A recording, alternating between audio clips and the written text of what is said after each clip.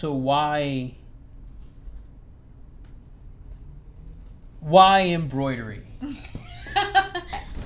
Embroidery just looks really good, clean. It's like stitching. It obviously ties together into like a sewing studio because it's like it's just, obviously stitching a design. Mm-hmm. So I've done it as a kid.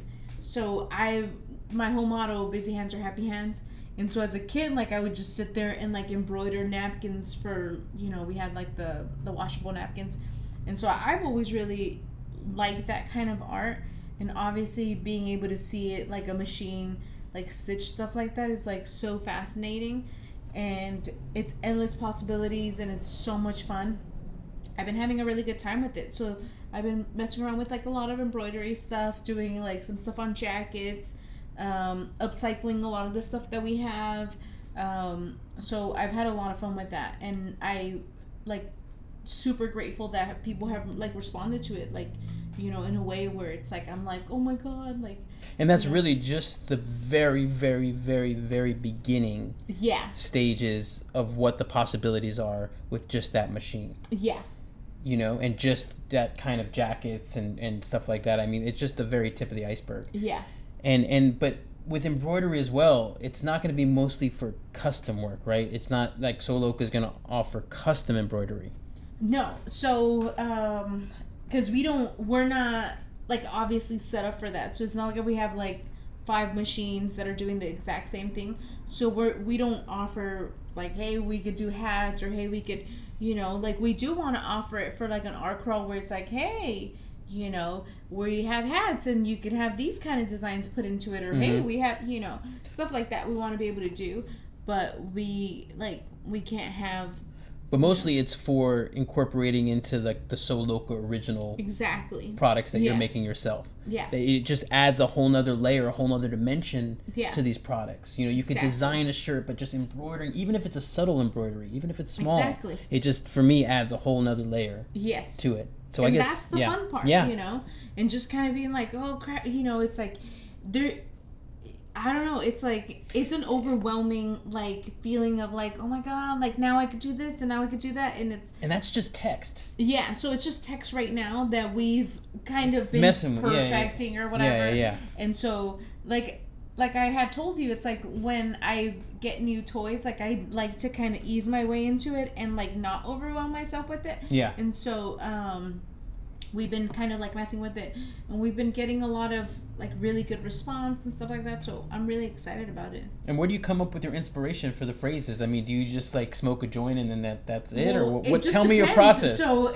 like I'll hear something and I'm like, oh shit, that's so fucking cool. And so so I'm sure that you like hear all day because I tell you, and so I'll be like, I always call you Brown Boy, or I'll call Ice Brown Girl. So I'll go in the house and I'll be like, Brown Boy, and then a high squeaky voice. No, I know. Or I'll call Ice and I'll be like, Brown Girl, and she'll like run to me, And so for me, I'm like, oh my god, that would be like such an awesome phrase, because it's like, like to have on a shirt, or to just and the neon, and it's like bright kind of neon so colors. I've always loved the like punk kind of like aesthetic of things, like where it looks a little bit more rough than it really is, and so I like all that kind of like where it's kind of like the yin and the yang. Interesting. Where so it's there's like you kind of have like 2 different layers that are a little bit opposite. Exactly. Okay. So I like where, like the dimensions of like, hey, this is like this, and then we add another kind of layer to it. Yeah. And so I've always really liked that kind of style. Yeah, and I guess that's what we're going to be looking forward to seeing. Yeah. I mean, even tonight, you're creating some shit. Tomorrow, every day, you're in the lab here, basically making new things, using the embroidery machine. We have shirts coming from Vero Beach, Florida. Yeah. Thank you, Eric, if you're watching or listening. Thank you so much. I mean, that's going to be like and a whole... that's dead stock freaking, like, just vintage. So it's dead stock, and then we're getting vintage blank a shipment, tees. Yeah. And so, which is going to be really interesting to kind of work with. I just tie-dyed some stuff, and then we're gonna sew it, and then we're gonna do some other kind of stuff to it, because we do have a photo shoot coming up. So in I just 2 want to days, be able right? to Yeah, have a bunch of stuff, and we want to be able to go that route. So I'm really excited about it, and like I said, like I'm really grateful that like people have responded to things really well. So, but a big shout out, because part of it too is just how all the products were shot. I mean, it was a great photo shoot last time. Speaking of the photo shoot, we have Vito behind the camera, always just basically taking things and just show. I mean, he really you can see like the real fucking the depth of the fucking the depth and so I had met Viviana through Cynthia. Yes. And I was like, oh shit. And so super sweet girl, right? And I was like, and so Vito's like, oh, we're gonna take pictures right here, and I'm like, cool. And so as soon as I saw her lean on that wall, I was like, fuck, it's gonna be really good. Yeah, you can tell. So I was just kind of like, fuck, this is gonna be really fucking good. You can tell. And then he showed me, like, he's like, come look at this, and I looked and I was like, fuck, that's gonna be really, really freaking good. And so I'm really grateful that she was just kind of like, hey, use me, like, it was, and I was like, whoa. Perfect. And she's the sweetest freaking girl, and I was like, oh my god, I can't be like any more grateful to her. Like, and Vito, because it's like I always tell him, I'm like, look, you know what you're doing, you do this, and he's like, cool. And so he obviously keeps in mind, like, hey, I'm gonna photograph the front, the back, whatever, and it's always using what's around us. I mean, we never travel too far. It's like a walk here, a walk down the road here. It's never like driving up to some scenic route. It's always finding a way to use what's right around us. Yeah, which is cool. 100%. Yeah, ever since the whole pandemic thing started in March. Yeah. And when I would have like those nervous breakdowns of like, oh crap, like what's gonna happen to the business and what are we gonna do and all that kind of stuff. And I feel like now we're feeling that. Big time, yeah. It was a wave that just took a little while to hit us. Yeah. And we were kind of floating through it, and we're like, hey, it's not too bad. We're kind of floating through, and then basically, I think in June, most of June, you're feeling the crunch of it. Yeah. Basically not doing all your other stuff those past couple of months. Mm-hmm. It kind of feels like it's hitting you all at once, and also trying to figure out what you're going to do next and how do you adapt. Yeah. Because I feel like, I think that a lot of businesses are going through that, especially more now where you're kind of starting to feel it, where, obviously like before it was just kind of like, well, like everyone's trying to like support local and doing all that kind of stuff. And so we did get like a rush of that. And so now that, we're, since last month and now this month, it's kind of like trying to figure out like, okay, how do we also modify our business so it could become, so it could survive? Exactly. And so what are some things that you're doing? I mean, like, so what are some immediate things that you decided to do post-COVID?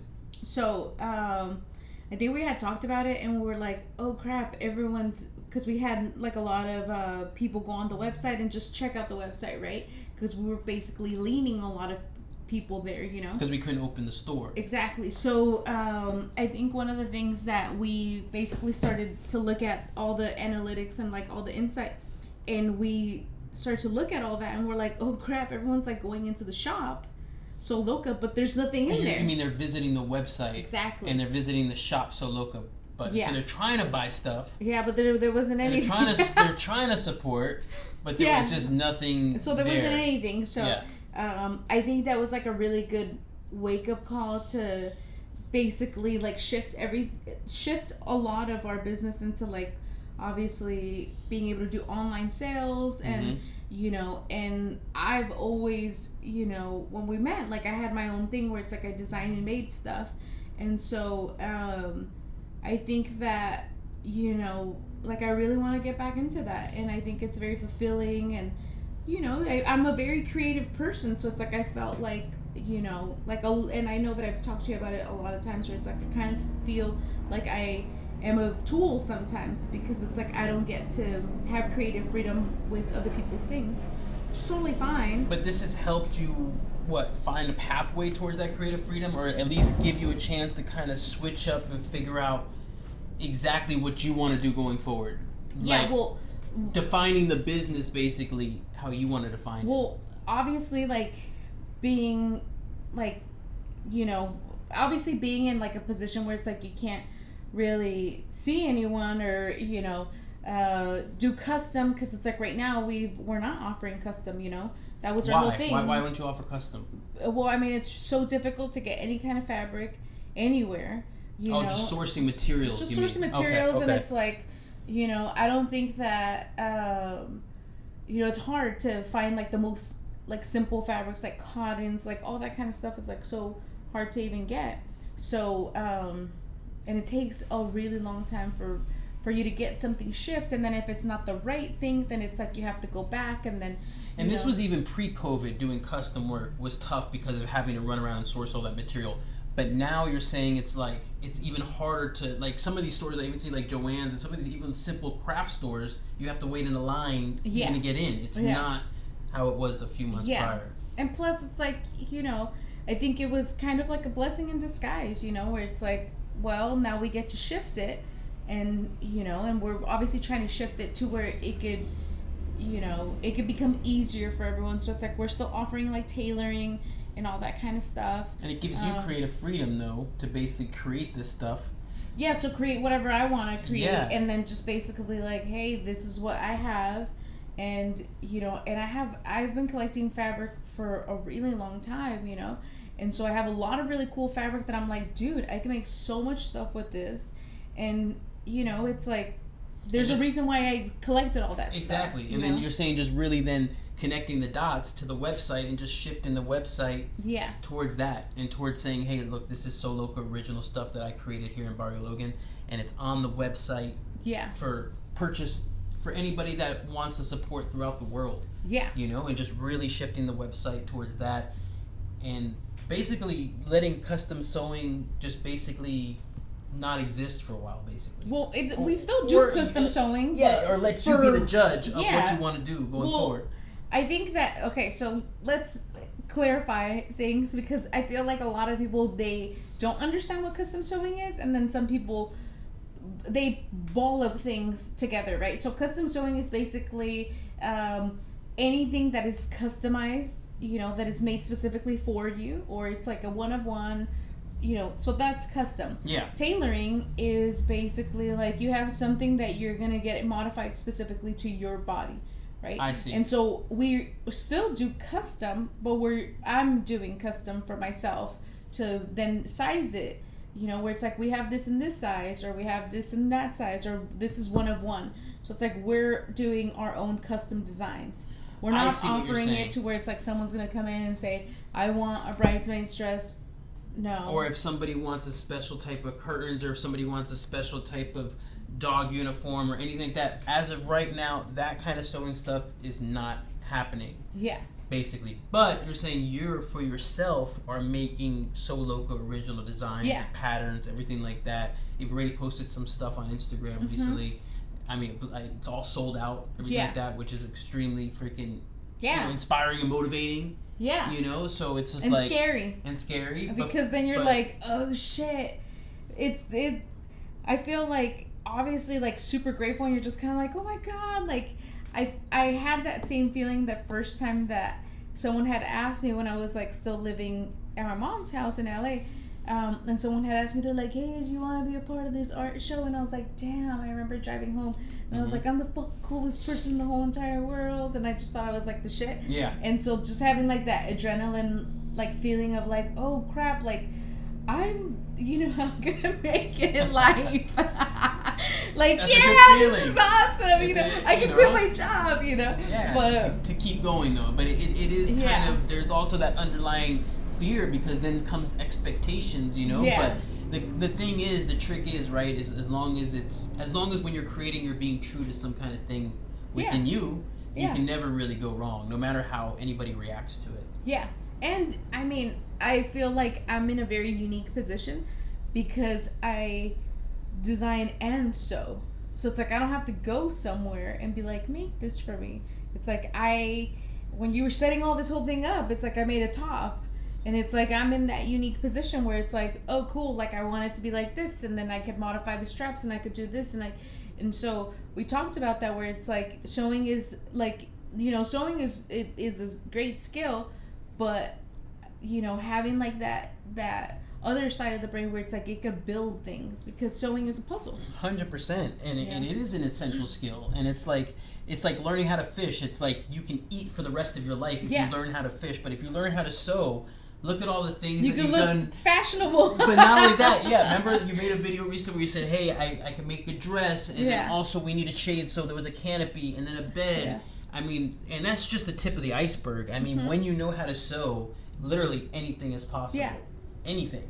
So it's just like, that's just an incredible skill, I think now more than ever, to highlight a skill and to say that, hey, this, if we need something made essential, you can make it right here in Barrio Logan, San Diego, California, right here, United States. You know what I'm saying? It's like right here. So I think that's pretty awesome. Yeah. And it's fun. And it's fun too. Yeah. Yeah. You should have done like hashtag skills pay bills. Skills do pay bills. I mean, that's the whole point of the podcast when we started it, right? To just promote skills, and that more people should actually see that going into like a skilled trade and learning something, how it could just bless you your entire life. Yeah. Well, it's, I've never, you know, like I've always been towards like go to a trade school, learn something. Like I didn't go to college. You know, I think I went to college to like fucking some stupid like English class and like some stupid like, you know, broadcasting class, and I was just kind of like, okay, this is like nowhere to where it's like I even want to go, you know, because it wasn't very specific to what I wanted to do, you know. So then it was just kind of like, okay, so how many years of this am I going to do? And then after that, like, I'm going to have to get this degree, and then what's going to happen? And, you know, and so for me, like, I was, you know, and I've even told it just recently, I'm like, I would love to become like an electrician or like learn another skill, because it's like, I know that if I'm able to do that, like any type of skill, like I can move anywhere and make a living doing things like that. 100%. So it's always going to be. You can always become an electrician too. I'm always down to learn a new skill, even sewing, anything like that. No, he's not. I'm just saying, I understand the value and the benefits of being able to create with your own two hands. Yeah. You know? But I also think that, like, we really appreciate people that do see that, right? Because it's like there is a lot of, you know, just not, there's a disconnect. And I think that we talk about it all the time, where it's like there's this disconnect where it's like you, with fast fashion and all that kind of stuff, like a lot of people are like, whoa, why is that so expensive? Like, why is like a designer from blah, blah, blah, why is their stuff so expensive? And it's like, it's so hard to compete with like unlivable wages in a different country where someone's getting paid like $10 an hour. Exactly, so exactly. And that's being exposed now more than ever. You know what I'm saying? So well, even in LA, because it's like Fashion Nova does that stuff all the time, and it's like, you know, and people want to support that. And it's like the thing about like fast fashion like that, especially being like a company based off of LA, that's major exploiting people of color, mostly immigrants, because it's like, hello, I would know firsthand, because it's like I know that a lot of my aunts and uncles worked for gigantic companies like that, where it's like they also sewed and they were doing piecework for like 10 cents a piece. Yeah, total exploitation. Yeah, and then they're telling you, oh, you know, if you make this many, which someone that obviously like now at my skill level could obviously do, but it's like I've been sewing since I was 8. Exactly, so it's like I obviously could do it like super fast. But it's like if someone that is just kind of like, dude, like I just need to do something for work, and they're not going to check my status, like, you know, my resident status or whatever, and it's like it becomes an unlivable wage, and, you know, and they're going to fully take advantage. Yeah, and people it's support like, that because they look the other way because the price is so cheap, but nobody ever looks behind why is that price so cheap. Exactly. You know, and then that's hopefully what gives me hope, is that there seems to be a shift in consciousness, or people are becoming more conscious. Yeah. You know, lately. So hopefully that spills over to things like shopping and clothing and fashion and all these things, and people see the appropriate price to pay. Yeah. Because hard work does go into it, and you need to pay people a livable wage that make your clothing. Yeah. And there's not just that, but it's like, you know, it's like I am not the type of person that lives above my means. You know, I'm not I'm not over here like being like, oh, now I'm gonna go and buy this new car, or I'm gonna do this. It's like I work my ass off, so like that I could say, hey, you know what, in the future I could put my daughter through college. Like, we've always been like that. Like, we're not like, oh, we're gonna get the newest of the new, No, it's like, no. There's just simple goals. Exactly. And so they're achievable, and we can definitely do it, and we could use whatever skills we have to make that happen. Yeah, like obviously people, going more towards like where they know where their money's gonna go. Yes. Because it's like, I know that obviously it takes me this long to make this much money, and when I go as a consumer, when I go anywhere, and I go to fucking corporations, like big corporations, and I'm like, great, I have to like spend my money here. And then I'm like, those motherfuckers don't even say thank you, and that irks me, because it's like, I know how hard I work for my money, so it's like, I feel like people now are waking up and being like, oh my god, Jeff Bezos made how much freaking money, and like, from all this stuff, and people are really just trying to wake up and be like, no. So are you more conscious of where you spend your money now too? Yeah, because I'm not an Amazon person. I'm not. I get it. I totally get it. I understand all the bad sides about Amazon. I totally get that. But yeah. I've always been very conscious of like, okay, I think I'm more where I'm conscious where I'm like, I don't want to support that company because of this, and and obviously more like morality reasons and stuff like that. But yeah. Wait, so morality reasons you don't want to support Amazon? No, I don't. Why wouldn't you want to support Amazon? Just because I feel like they first of all, it's like they have extremely shitty conditions. From my friends that have worked for Amazon, I'm like, and I just don't. Everyone that I've talked to, they're like, well, it's this, and then the managers are this, and then they give you like such small amount of hours just so like that they won't have to give you insurance. And it's like, dude, you're like, really, like, you make that much money off of all this shit, and then you can't pay people what they need to get paid. And so it's like, that to me, it's like, that's greed, and I don't want to support that. And it's true exploitation. And only my opinion. I get it. That's my opinion. No, I see that side of it, and we have mutual friends that have worked for Amazon and have not had good experiences. So there's definitely that side of it, but then there's also the undeniable side that's hard to really wrestle with internally, because you're also thinking about the bad side, but the fact that they are so they get it so right when it comes to the customer satisfaction and returns and all these things, and being totally innovative with delivery and never having an issue, and if you do have an issue, it's quickly resolved. I mean, that's the thing that I think, and I can't be the only person who feels this way. I'm sure there's and it's like they have that part so down. Yeah. But I'm willing to admit that I'm probably seduced by that. That I have blind spots. Yeah. To their other shit. And I mean, obviously you have a Amazon account. I don't. So it's like, for me, I'm just kind of, you obviously do whatever you have to do, and it's like you call them, and they, and it's I've seen you call. You drop shit in my cart. I know. Fucking drop shit in my Amazon cart, and you make me buy it. That's but how you're still. Come on. That's kind of a way but I don't push the button. Yeah, but I push the button. You let me push the red button. But so, But I mean, even you can say like, man, there's sometimes you have to freaking use it because you need the shit fast. If I can't find it locally. But it's like, there is specific places where I go, and like today I had to go to a store. I'm not going to name it because I'm just not going to name it. And I was like, my last resort, I had gone to other craft stores already during the week to look for something that obviously I couldn't find. And I was like, this is my last resort. I'm going to have to go there. And it's like, which devil do you pick? In all reality, what are you talking about? The craft stores? I'm talking about like either Amazon or this other shitty ass fucking place. So it's like, so it's like I went to the shitty place, and I ended up finding what I needed, and I was like, okay. But in all reality, it's like, I don't know. Like, I'm more like, obviously, like it does feel bad to go in there and just be like, all right, I have to buy something here. You know, because it's like I need it for a specific project that has to be done within this time. But isn't that the problem, that we're all hooked on getting shit so fast?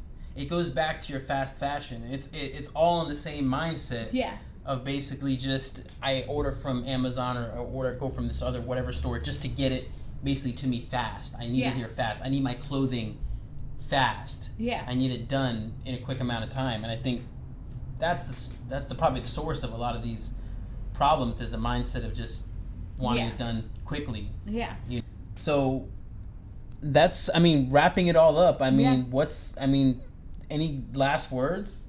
Damn, I'm not gonna fucking die. I'm like, anything. I would prefer a last meal. It's like it's the 2020. So I mean, what do you think? What do you think? What do I think? Before we sign off, I said a lot of stuff already. This is our 5th Skills Pay Bills podcast. Yeah. You know, anybody that's still listening or watching, you know, hopefully we can make at least 5 more. Yeah. 100 more, 50 more. Yeah. You know, so. And we promise that we're gonna interview people. That's just the goal. Getting like. We always said 10. Comfortable. We said at least do the first 10. It's like, dipping toes. I'm sitting in a low chair. Learning shit. I'm like bending. You know, I mean, it's like there's this. The mic's still in my face. I don't. You know, we'll figure this shit out one day. It's but like I figure a penis. The thing is, we gave ourselves till 10.